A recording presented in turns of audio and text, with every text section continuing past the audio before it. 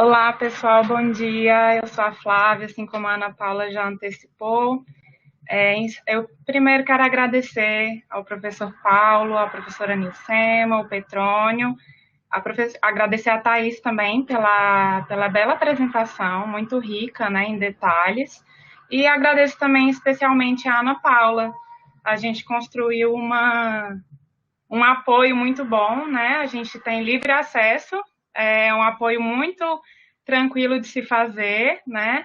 Ela sem nenhuma formalidade, a gente liga uma para outra, de repente eu vejo, tô no final de semana, vejo a ligação da Ana Paula e tudo certo, a gente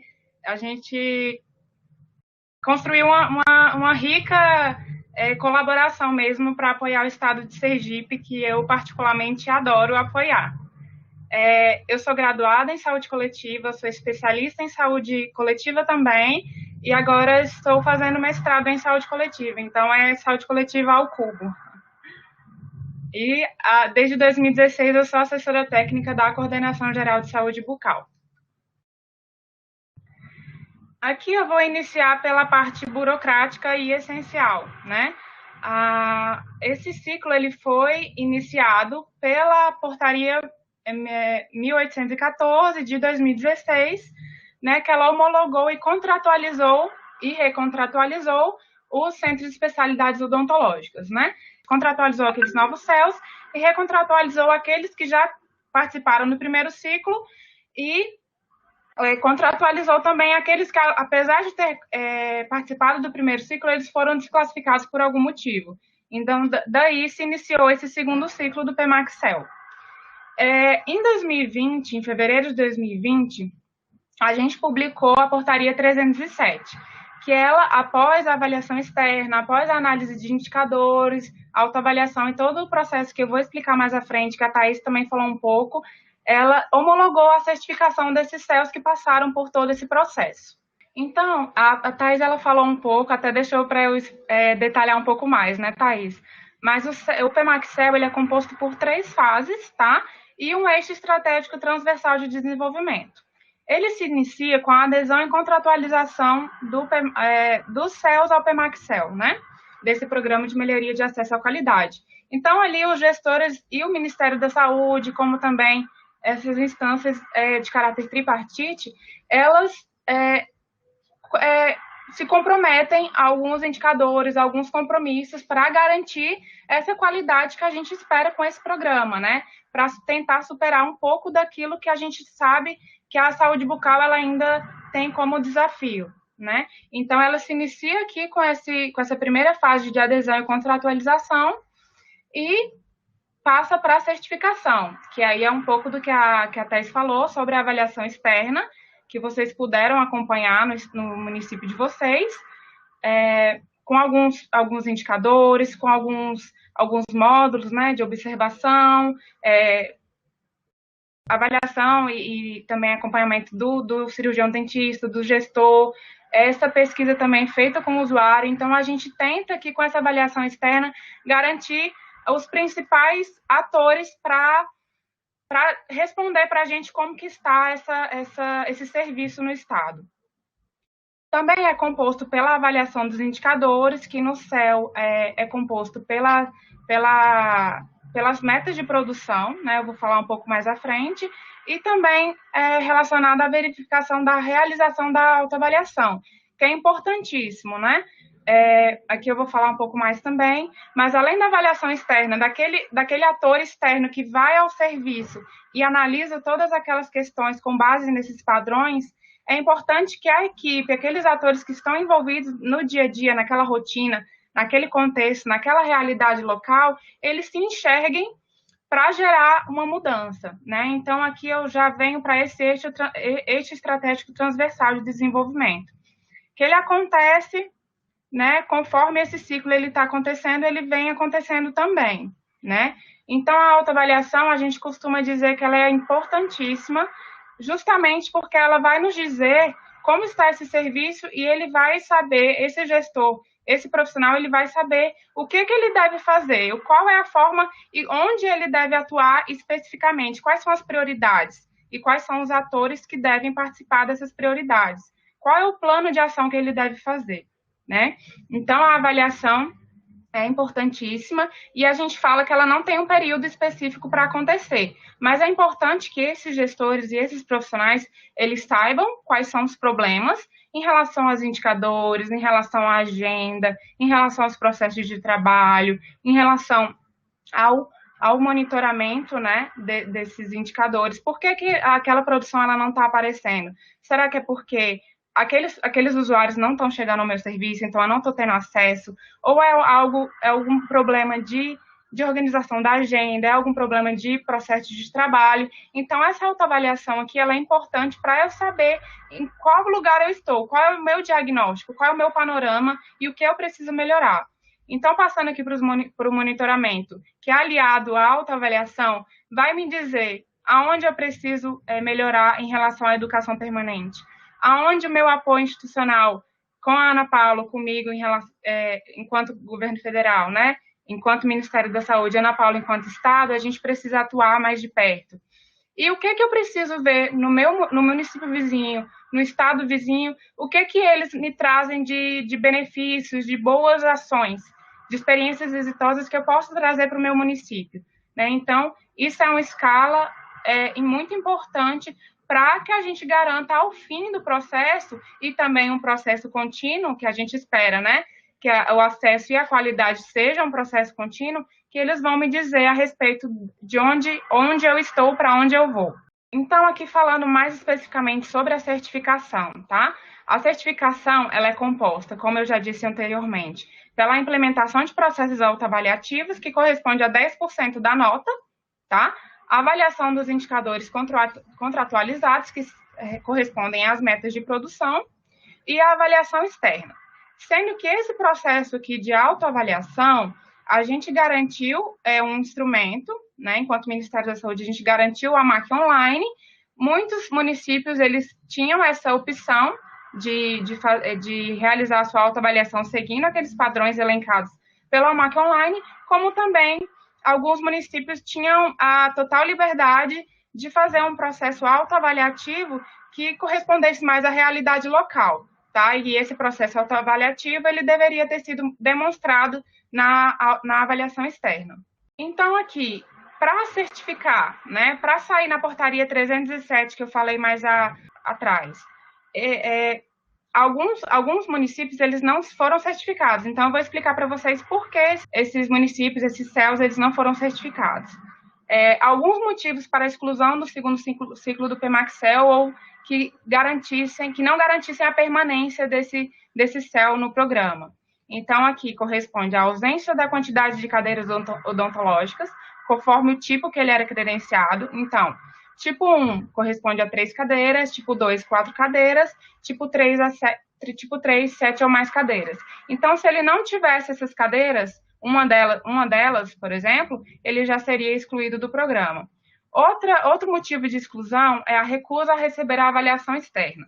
Então, aquele CEL que aderiu ou recontratualizou ao programa, se no momento da avaliação externa ele se recusasse, e aí tem vários motivos, pode ser que os profissionais estivessem de greve, pode ser que aquele estabelecimento estivesse em reforma, então são vários motivos, até mesmo políticos, que a gente pode citar também. Aí ele seria excluído e não seria certificado. Além da ausência de produção, né, que é importantíssima para o nosso programa e é um componente de resultado de fato ao usuário, né, aquilo que chega ao usuário, né, o procedimento que a gente faz, que os profissionais fazem no serviço e que chega ao usuário. Além disso, esses CELs, eles deveriam manter o cadastro desses profissionais que atuam nesse estabelecimento regularmente. Então, de forma mensal, o profissional, o gestor, ele deve fazer o monitoramento e ter a responsabilidade em adequar esse cadastro no CNES. Aqui eu trago um panorama geral a nível Brasil, tá? De como que foi essa certificação do segundo ciclo do PMAC-CEL, tá? Aqui eu trago o estado de Sergipe. Então, 2 CELs, eles foram considerados ótimos, tá? 4 CELs foram considerados muito bons. 3 CELs foram considerados bons. um CEL foi considerado regular e não teve aqui nenhum CEL considerado ruim. Ou seja, dentre os padrões, né, que a gente elencou como na avaliação externa, tinham os padrões estratégicos, aqueles que, se o município ou se o CEL, né, no caso o CEL, não tivesse um desses padrões, desses componentes, ele seria considerado ruim. Então, a gente pode ver aqui que o estado de Sergipe não teve nenhum nessa situação. E aí, trazendo um pouquinho mais amplo aqui para vocês, né? No estado de Sergipe. 2 ótimos, 4 muito bons, 3 bons, 1 regular e nenhum ruim. E o que é que, a nível Brasil, né, a gente tem de panorama de exclusão desse segundo ciclo, tá? Esse é o panorama que a gente tem em relação a essas exclusões, tá? E o estado de Sergipe tiveram 2 CELs desclassificados ou por recusa ou por aqueles critérios de que eu falei mais à frente, né, em relação à cadeira, em relação à produção, em relação à recusa da avaliação externa. Então, 2 desses CELs foram excluídos. Então, na nossa portaria 307, que homologou essa certificação, 12 CELs foram citados, foram incluídos. Entretanto, somente 10 tiveram a nota de avaliação externa e a nota de desempenho. Tá? Então, 2 desses CELs eles foram excluídos. Aqui mais amplo para facilitar a visualização de vocês. E aqui eu trago uma questão muito importante também a respeito dos valores, que é aquilo que a gente acredita que, repassando um recurso financeiro federal, alguns CELs eles podem utilizar esse recurso de forma específica para melhorar esse serviço, né? Então, aqui a gente colocou os desempenhos, né, que foram considerados, foram divididos em ótimo, muito bom, bom, regular e ruim, tá? Então, a nível Brasil, 163 CELs foram considerados muito bons em relação ao tipo 1, 232 foram considerados muito bons, 67 foram considerados muito bons em relação ao tipo 3, tá? E regulares, ótimos, poucos, né, foram considerados ótimos. E aqui a gente coloca os valores em relação aos tipos de CEL, tá? A gente tinha um montante de recursos, então a gente estratificou eles conforme os tipos, tá? E aqui a gente traz um gráfico pizza até para facilitar a visualização de vocês, tá? Então, ótimo, foi uma parcela muito pouca, mas significativa, né? Muito bom foi a grande parcela, né, dos CELs do país. Bons foram 17%. Aqui em amarelinho, 11% foram regulares e vermelhos foram ruins, 16%. Aqui a gente já traz, né, eu trago aqui para vocês em relação à estratificação por tipo, tá? Então, muito bom, aqui está em 50%, aqui no tipo 2, 56%, tipo 3 está em 58%, tá?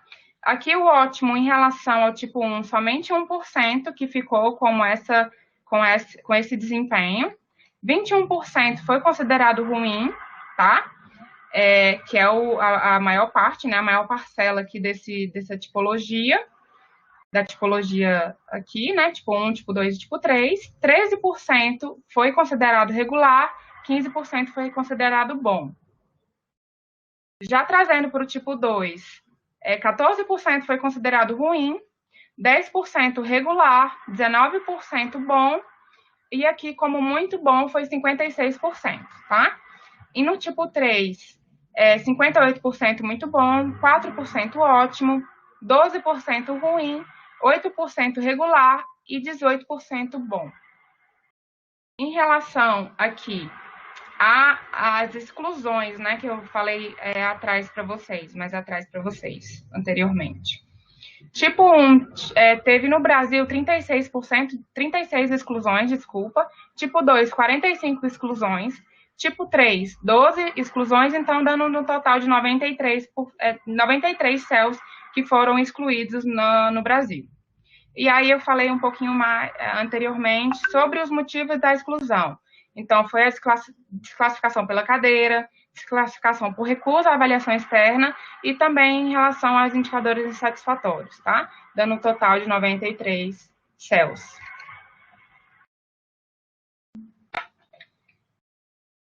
Aqui, em relação aos valores, é o montante financeiro total, né, em relação a esse desempenho.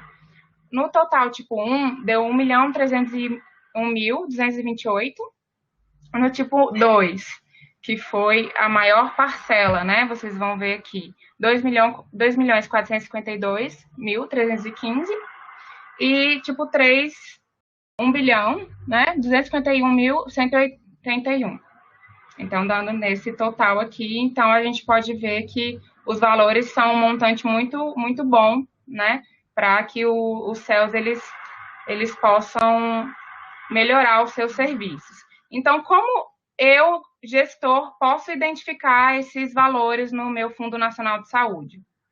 Eu entro no Fundo Nacional de Saúde, né, ele recentemente passou por uma mudança. Aqui, eu entro em consultas e repasses, tá? Consulta detalhada de pagamento.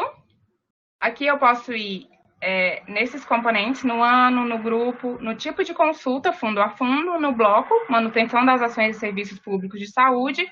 E aqui eu peguei como exemplo o município de Nossa Senhora do Socorro, para facilitar o nosso entendimento.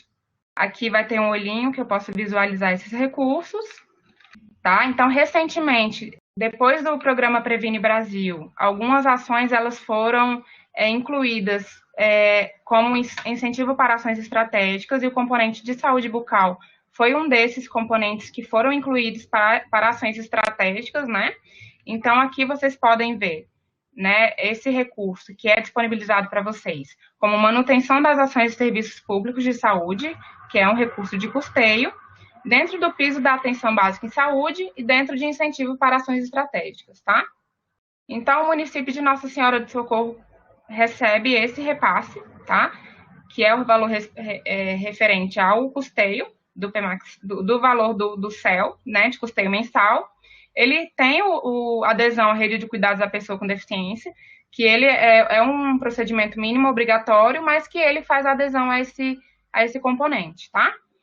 E ele recebe do PEMAXEL essa quantia aqui, 5.543, dando o total de 18.743, tá? Então, todo esse recurso, todo esse montante aqui vai ser esse valor final, né? Então, esse é o valor que o município de Nossa Senhora do Socorro recebe, que alguns municípios também podem, a partir dessa análise, entender como que é esse custeio mensal a partir daquilo que vocês veem no Fundo Nacional de Saúde. Aqui eu trago especificamente o estado de Sergipe em relação ao desempenho que ele teve nesse segundo ciclo do PEMAC, tá? Então, aqui, 6 CELs foram considerados muito bons, 3 CELs foram considerados bons, um foi considerado regular e, como eu havia falado anteriormente, 2 foram desclassificados por recusa ou por alguma exclusão referente àqueles critérios de permanência ao programa. Eu falei mais anteriormente também que um dos critérios de certificação é em relação aos indicadores, que ele vai nos revelar e vai revelar também à população a transparência desse CEL. Então, não somente a gente olha a estrutura, a gente olha o processo e a gente olha o resultado que vai à população, né? Então, o resultado também é relacionado a essa produção que é ofertada aos usuários, né? Então, temos aqui alguns parâmetros mínimos, né? E que o CEL ele tem que fazer mensalmente, que ele tem que realizar mensalmente, né? Então, referentes ao percentual de procedimentos básicos realizados em pessoas com necessidades especiais, percentual de procedimentos de periodontia, percentual de procedimentos de endodontia no mês, percentual de procedimentos de cirurgia oral menor no mês e percentual de procedimentos de endodontia em dentes permanentes com 3 ou mais raízes. Percentual de procedimentos restauradores realizados em pessoas com necessidades especiais também, né? Aqui são os instrumentos de registro, sendo que todos eles são realizados, são informados no Sistema de Informação Ambulatorial do SUS. Então, aqui a gente estratificou por nota, tá? Esses indicadores, tá? A gente estratificou os indicadores, né? E aí a gente estratificou aqui os valores que eles obtiveram nesse ciclo, tá? Então, em relação ao percentual de procedimentos básicos realizados em pessoas com necessidades especiais no mês, 288 tiveram a notinha A, tá? Que corresponde a 9 a 10, o valor de 9 a 10. Somente 21 CELs tiveram o correspondente à classificação B, 15 a classificação C, 157 a classificação D e 467 tiveram a nota baixa em relação a esse procedimento aqui, tá? Percentual de procedimentos de periodontia no mês. 345 tiveram a nível Brasil, tá? Tiveram esse percentual, né? 35 CELs tiveram a nota B, 37 nota C, 124 D e 407 tiveram a nota E. Percentual de procedimentos de endodontia no mês. 399 A, 34 B, 24 C, 128 D, 363 E. Em relação ao percentual de procedimentos de cirurgia oral no mês, 428 tiveram a nota A, 52 B, 64 C, 102 D e 302 E. Em relação ao percentual de procedimentos de endodontia em dentes permanentes com 3 ou mais raízes, 394 A, 27 B, 35 C, 143 D e 349 E. Então, em relação a isso, o que a gente pode tirar daqui? Eu, enquanto gestor, eu, enquanto profissional atuante nesse CEL, o que eu posso melhorar em relação ao meu processo de trabalho? O que eu posso melhorar em relação à minha organização da agenda? O que eu posso melhorar em relação aos absenteísmos? Por que esse usuário não está chegando a esse serviço? Está faltando o quê? Está faltando adequação em relação aos horários? Está faltando encaminhamentos? O que está faltando para eu melhorar esse indicador para mim, para o meu serviço? Então, é a partir dessa análise que a gente pode, a partir dessa autoavaliação, que a gente pode ter estratégias para melhorar o nosso serviço. Então, em relação aqui aos procedimentos básicos realizados em pessoas com necessidades especiais no mês, no estado de Sergipe, 58,33%, que corresponde a 7 CELs, tiveram a categoria A, tá? Em relação a esse procedimento.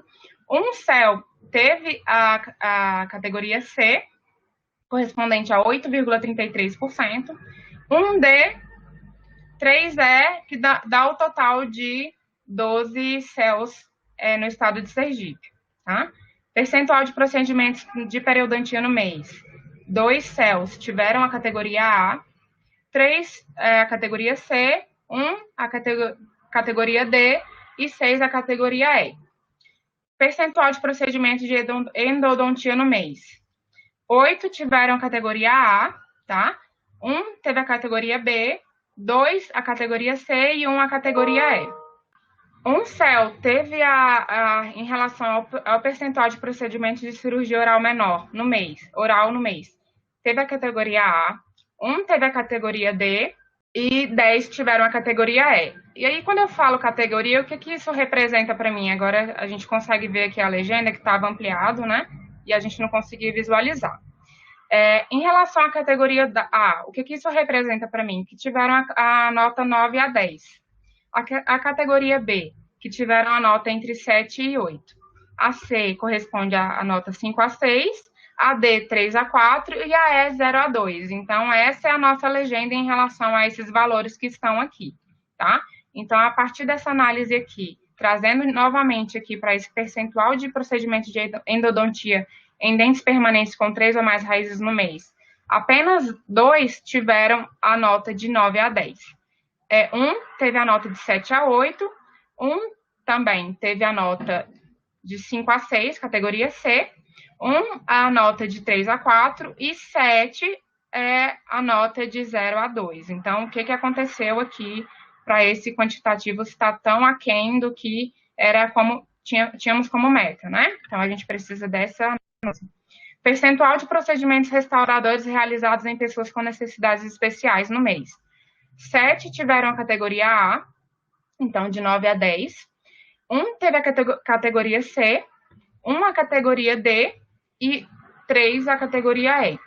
Tá? Então, esse apresentou uns resultados um pouquinho melhores em relação ao primeiro.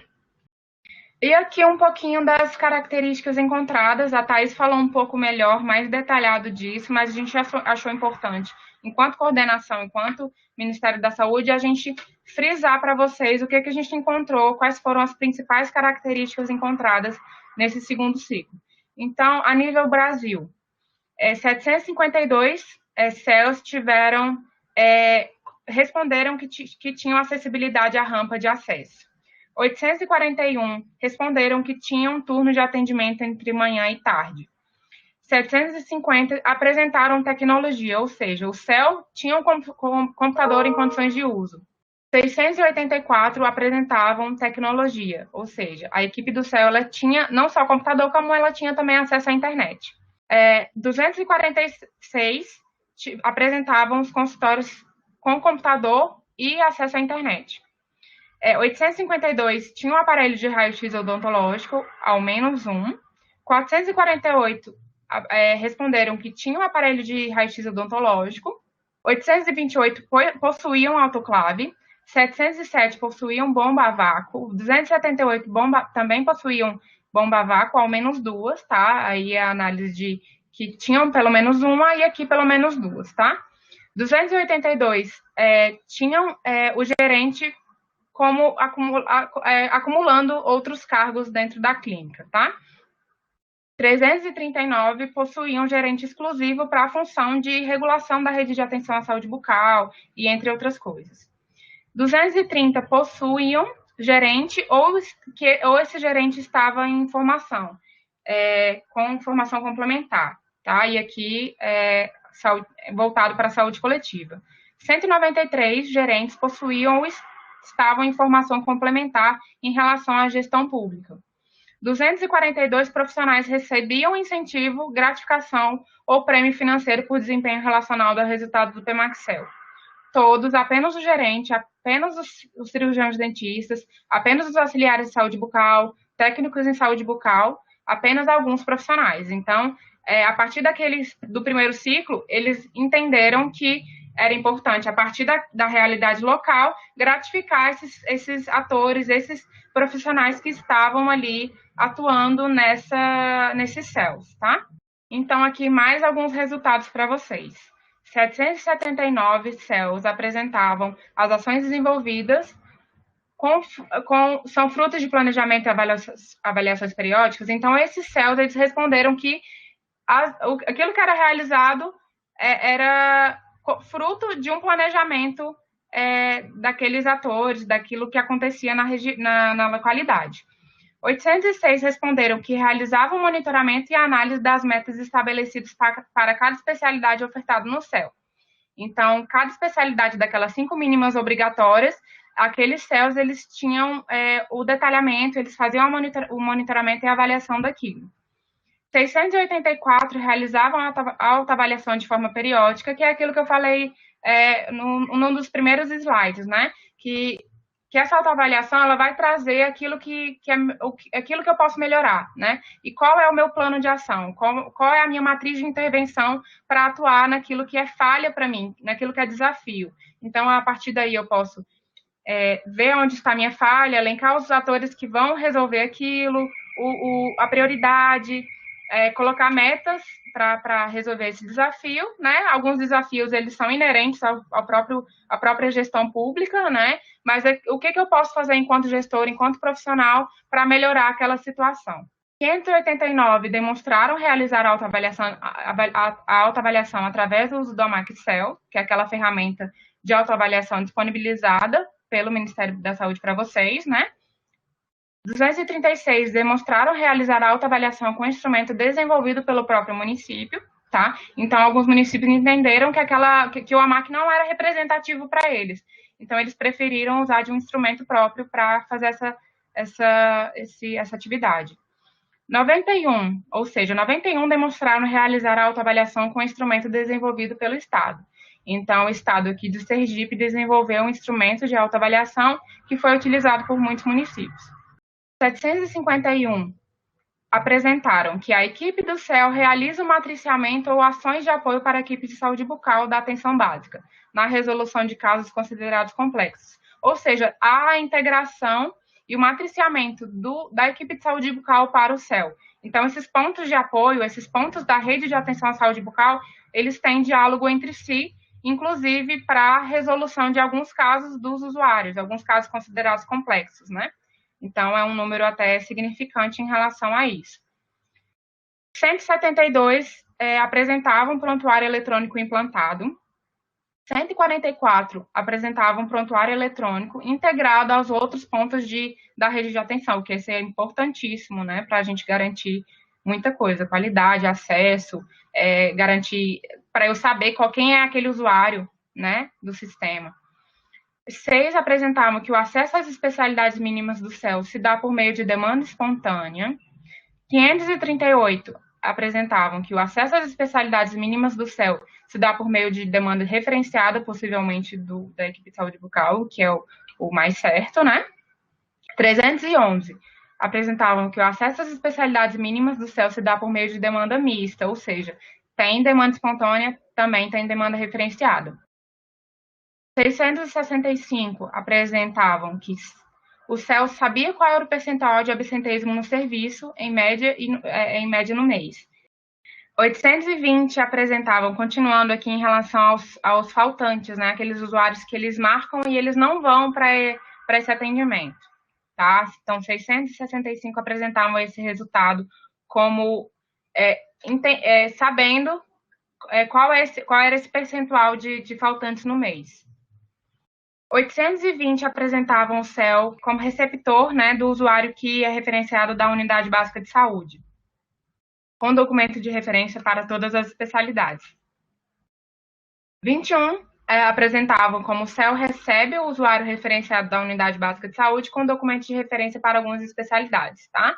14 apresentavam que o CEL recebe o usuário referenciado da Unidade Básica de Saúde com documento de referência para nenhuma especialidade, ou seja, aquele documento de referência, aquilo que vai da atenção básica, né, da Unidade Básica de Saúde, das equipes de saúde bucal, ele vai para o CEL sem nenhuma referência. Então, aquele profissional que está ali no CEL, ele não sabe o que aconteceu com aquele usuário. Então, isso apresenta como a gente tem como panorama 14 CELs que apresentam essa situação. 659. CELs com referência definida e pactuada, relacionada à atenção em ambiente hospitalar para quando há necessidade de anestesia geral ou sedação. 766. CELs realizam a biópsia, tá, o que é bem importante. 19 não apresentavam porque não há material instrumental disponível. Então, isso é algo que a gente precisa identificar e intervir. 29, não, porque não há laboratório para encaminhamento. 32, não, porque não há profissional capacitado. 462, possuíam rotatório para endodontia. 575, possuíam localizador apical para endodontia. 417, possuíam rotatório e localizador para endodontia. 530, CELs realizam moldagem de prótese dentária. 516, o CEL realiza a entrega da prótese dentária ao usuário. 652, o CEL realiza ou tem mecanismo de avaliação de satisfação do usuário, que é muito importante também, né? 633, o município promove ações de educação permanente que incluam os profissionais do CEL. Então, esse número está até aquém do que a gente... Está significante, mas a gente até gostaria que fosse mais, porque a educação permanente é um dos componentes daquele eixo transversal de desenvolvimento, né? Então, é importante que quando eu, gestor, vou procurar melhorar o meu serviço, eu entenda quem são os meus profissionais, quais são os gargalos que eles têm em relação às atribuições que eles exercem, que eles têm. Então, se é conhecimento, se falta aqui capacitação, o que eu, enquanto gestor, eu posso ofertar para aquele profissional para que ele se qualifica para exercer alguma determinada atividade. 722, realizaram nos últimos 12 meses alguma atividade de planejamento das ações do CEL com a participação dos cirurgiões dentistas. Também muito importante, né? Não só realizar o planejamento, como tornar essa ação um ambiente democrático, envolvendo todos aqueles atores que estão ali relacionados, né? 772, CELs realizam reunião de equipe, também algo muito importante. 388, Não tem uma periodicidade definida para essa reunião de equipe. 342 realizam essa reunião de forma mensal. Aqui outras perguntas também que a gente considerou, que eu considerei bem importante aqui para trazer para vocês. A Thaís falou um pouco mais sobre isso, de forma mais detalhada, mas achei por bem colocar aqui também. Esse usuário que chega ao meu serviço, qual é o tempo que ele esperou para iniciar esse tratamento no CEL? Então, aqui tem 3 perguntas, né, de forma decrescente. De uma semana a um mês, até uma semana e entre 1 e 3 meses. Então, o que a gente pode fazer aqui para melhorar essa rapidez, essa fila de espera para esse tratamento no CEL? Com relação ao conforto, como o senhor se sente durante o atendimento no consultório? Tá? É muito bom, razoável. Isso é em relação às perguntas daquele módulo que é voltado aos usuários. Então, daqueles 10 usuários que responderam a essa pergunta, o que eles têm a nos dizer? Né? O que eles têm a nos dizer sobre esse serviço que ele acabou de receber ali? Qual é daquele procedimento que ele foi beneficiado? Como o senhor avalia as instalações desse CEL? Então, a gente vai olhar também em relação à própria estrutura desse CEL, né? Ele considerou como bom, como muito bom e como regular, tá? Então, o bom, ele se sobressaiu em relação a essa pergunta. O senhor recomendaria esse CEL para um amigo ou familiar? 97,56% responderam que sim, que ele recomendaria. E não, 2,44%. Quando o senhor quer fazer uma reclamação ou sugestão, o senhor consegue? Nunca precisou. 89,21%. 5,47% nunca precisou. E sim, 4,44% conseguiu fazer essa reclamação ou sugestão. Sim, mas com dificuldade, 0,88%. Então, a partir disso, sabendo que o usuário é o nosso final, o nosso norte, né? O nosso serviço, aquilo que a gente faz é voltado para o nosso usuário. Então, o que ele traz de resposta para a gente? E o que a partir daquilo que ele conseguiu ali de atendimento, ele tem alguma sugestão a fazer? Ele tem alguma reclamação? Eu, enquanto gestor, enquanto profissional de saúde, eu, enquanto estabelecimento, eu consigo disponibilizar canais de comunicação com esse usuário para melhoria, para reclamação desse usuário, a partir daquilo que eu entendo como sendo um desafio para mim, quanto melhoria desse serviço. E aqui eu finalizo com algumas reflexões.